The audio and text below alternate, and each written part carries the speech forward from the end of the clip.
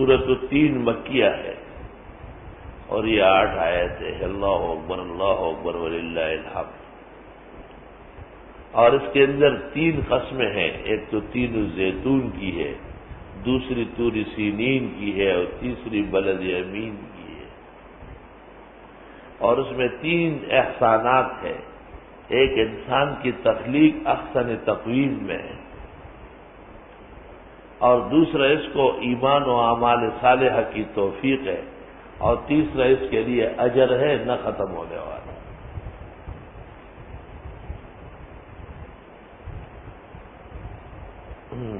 نزول میں 28 ہے، موجودہ ترتیب میں 95 ہے.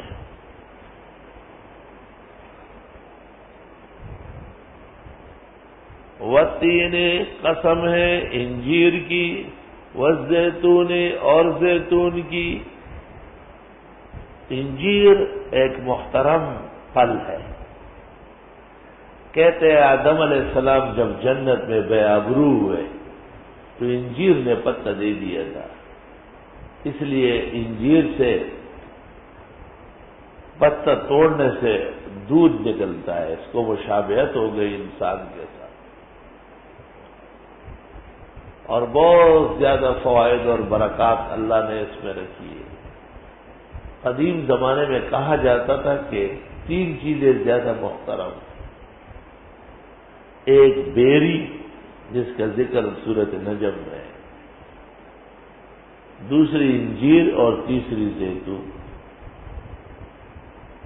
اور کہتے تھے کہ سبزیوں میں لوکی، بعض روایات میں ہے کہ لوکی کھا کے مرنا افضل ہے، یعنی انسان کی زندگی میں یہ شامل ہو. حضرت انس بخاری میں کہتے ہیں مجھے پسند نہیں تھی، میں نے پیغمبر کو دیکھا چھوٹے چھوٹے ٹکڑے اس کے تلاش کر رہے تھے سالن میں.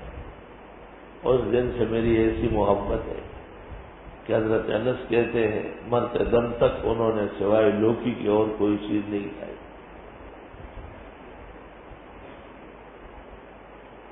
والتین قسم ہے انجیر کی. پیٹ کے بعض امراض، جسم کے بعض نازک جگہوں کے زخم، ان کا بہت مؤثر علاج ہے. صبح انجیر 3 عدد پانی میں رکھے اور شام کو سوتے وقت پی لے، اور شام کو پانی میں بھگوئے اور صبح پی لے. بعض نازک مقامات پر ورم اور زخم سے اللہ جلدی نجات دے دے. والزیتون اور زیتون کی قسم. زیتون بھی ایک درخت ہے اور اس میں پھل آتا ہے. عربوں کا منبع کا خوراک ہے. ہماری پشتوں میں زیتون کو خوانہ کہتے ہیں. خوانہ کوہستان کے پہاڑ بھرے ہوئے، اور اسے تیل نکلتا ہے، وہ زیت کہلاتا ہے. زیت. جن ملکوں میں زیتون کا استعمال زیادہ ہے وہاں دل کی بیماریاں نہیں ہیں، کیونکہ یہ بھی ان تیلوں میں سے ہے جو جمتا نہیں ہے. البتہ گرم زیادہ ہے استعمال باندازہ.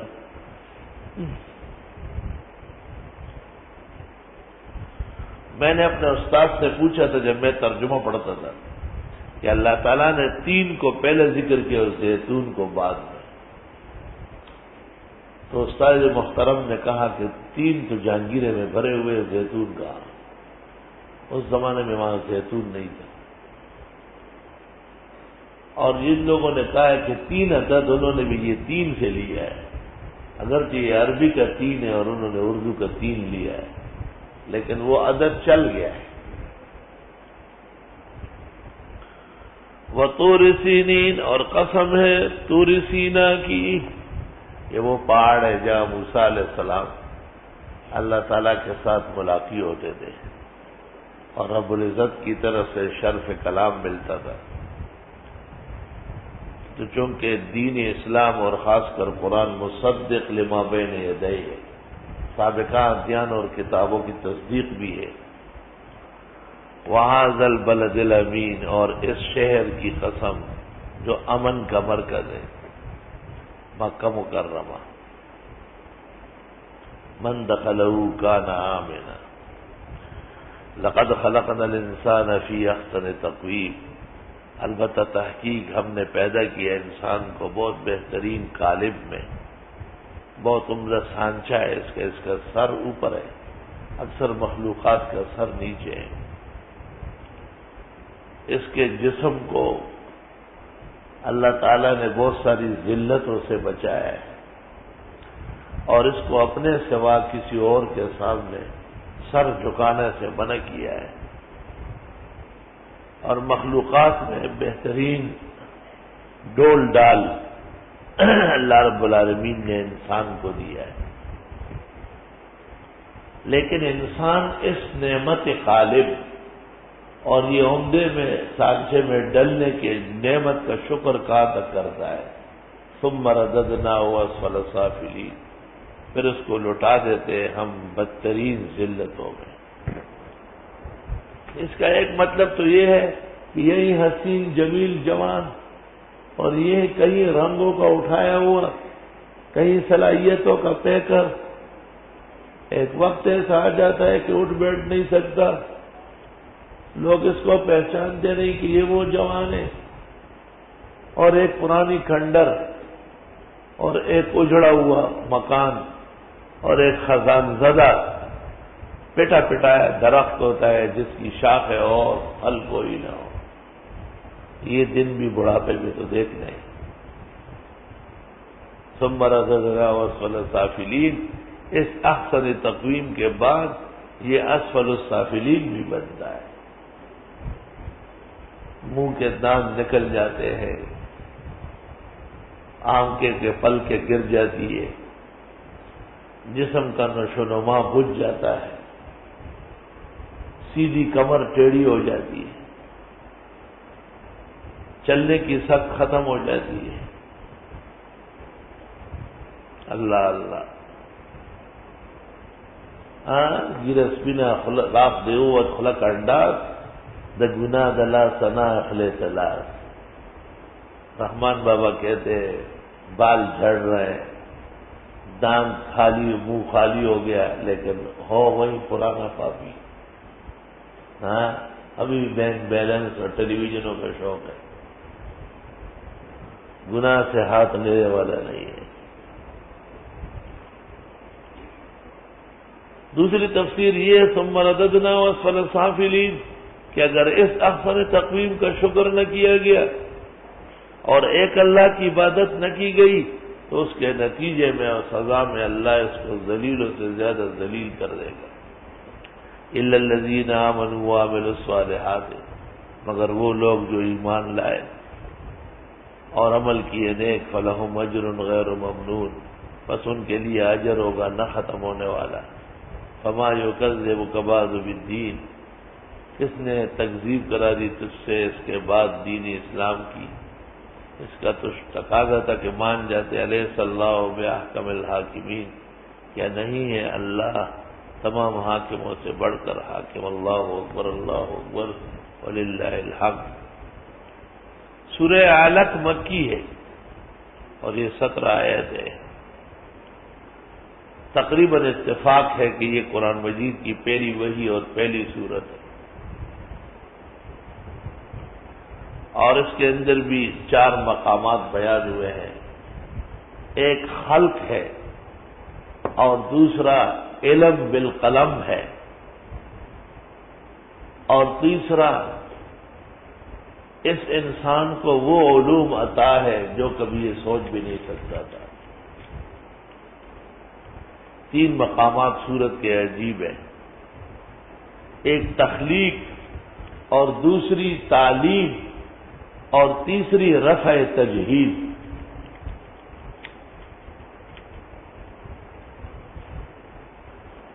جناب رسول اللہ صلی اللہ علیہ وسلم جیسے کہ سورۃ والضحیٰ میں کہا، آپ رب العالمین کی خوشنودی کے لیے مکہ مکرمہ اور ماحول چھوڑ کر غار حرا کے اندر تشریف فرما ہوتے تھے، اور خاص قسم کی عبادت توجہ اللہ رہتی تھی۔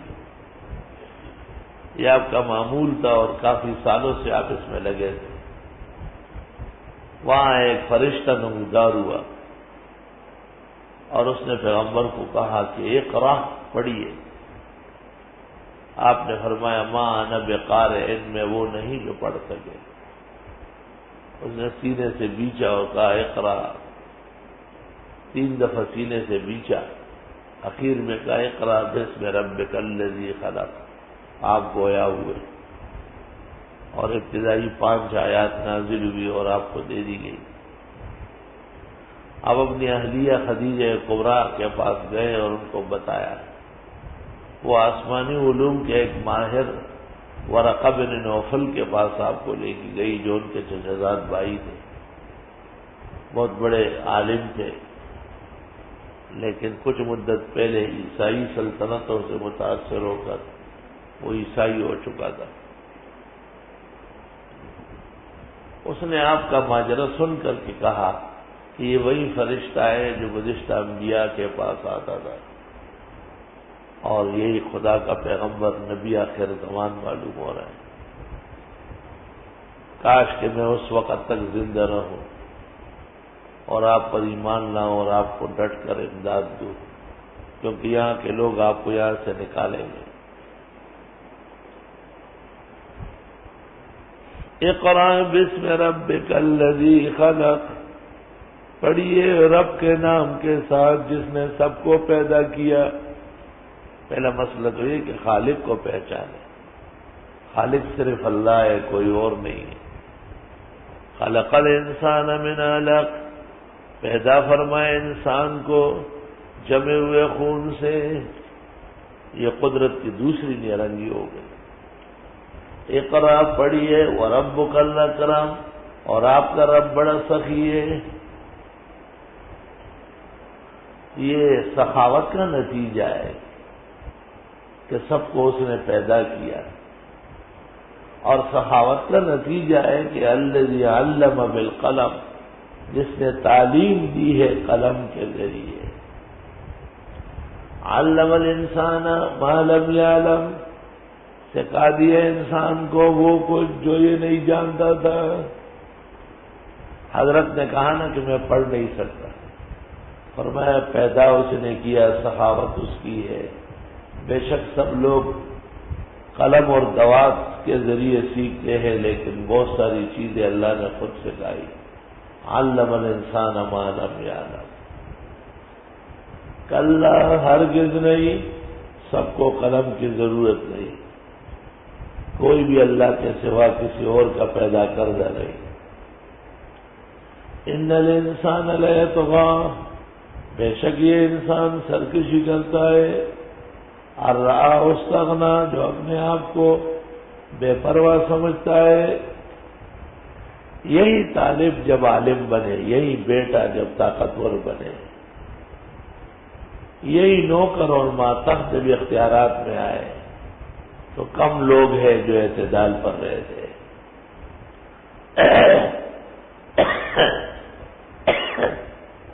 ان الی ربک الرجع، بے شک تیرے رب کی طرف واپسی ہے، اس کی تیاری ضروری ہے. اسی صورت کے اندر ہی آخرت کی دعوت دینی. ارایت الذی ینہا، آیا آپ نے دیکھا اس شخص کو جو منع کرتا ہے، عبداً میرے خاص بندے کو، اذا صلی، جب وہ نماز پڑھنے لگتے. رسول اکرم صلی اللہ علیہ وسلم کو حرم میں مشرکین مکہ نماز پڑھنے نہیں دیتے.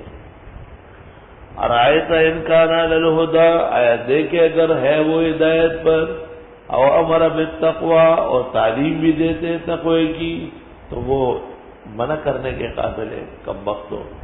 ارایت ان کذب وتولی، آیا دیکھے تو اگر وہ تکذیب کرتا ہو اور منہ موڑتا.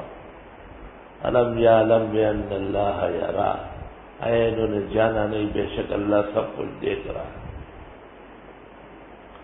کلا لئن لم ینتہی، ہرگز نہیں اگر یہ منع کرنے والے باز نہیں آئے، لنسفعا بالناصیہ، ہم پکڑ لیں گے اس کو پیشانی سے. ناصیۃ کاذبۃ خاطئہ، پیشانی جھوٹی اور خطا کار. فلیدع نادیہ، پس پکارے اپنے ہم مجلسوں کو.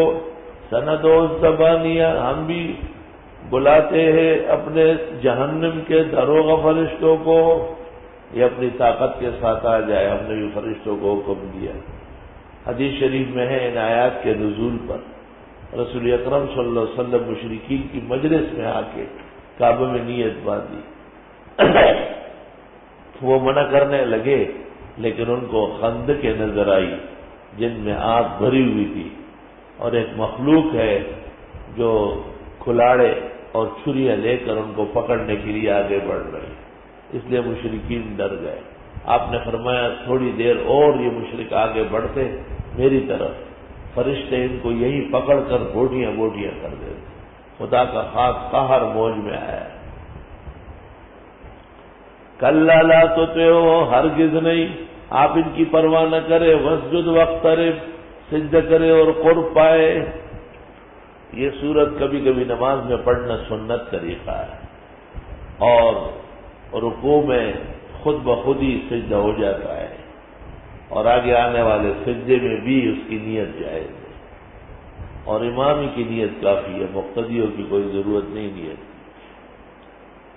یہ پسندیدہ نہیں ہے کہ اس پر سجدہ کر کے اور پھر سورت قدر پڑھ لے، کیونکہ فرضوں کی ایک رکعت میں 2 سورتیں اکٹھی پڑھنا 1400 سال سے عمل نہیں ہے۔ ہاں تراویح کی نماز علیحدہ ہے، وہاں پورا پارا اور آدھا قرآن ایک رکعت میں جائے گا۔ سورت قدر مکی ہے اور یہ 5 آیات، نزول میں 25 ہے۔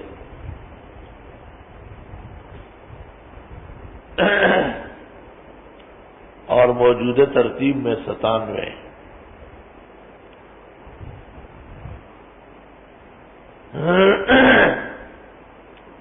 اس صورت میں قرآن کے 3 معجزات ہیں۔